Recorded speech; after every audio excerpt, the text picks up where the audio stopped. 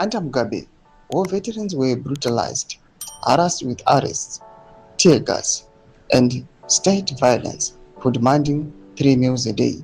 Zalabina masho kubuda panguva ino ruzhinji saka rugare ruchauya rine munyika yeZimbabwe kunoonekwa kunzi nhamo yacho iri kukwenya kwese mugari nemawo veterans emunyika yeZimbabwe kuchionekwa kunzi muFirst Republic they were struggling, Second Republic they are struggling and they are being destroyed.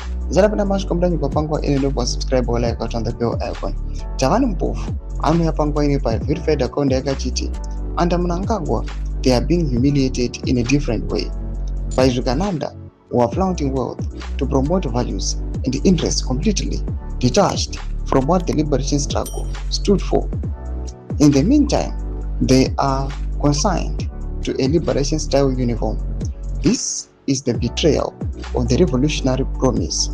The same people who fought for Zimbabwe are now expected to watch as the nation is auctioned to the highest bidder. My question is simple. Zimbabwe yenyu ichauya rini? Matemadanda is today dead. May his family be comforted. People die in different ways.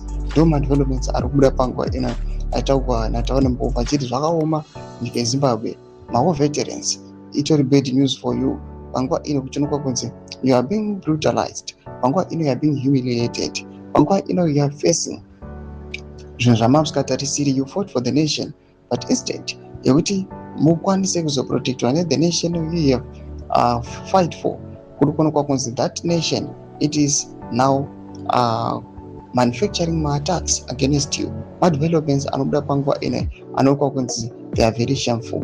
Muna comment section medu zafungiro enyu muri kudiwa pamusoro pechitiko ichi. So subscribe or like pamwe chete nokutonga bell icon.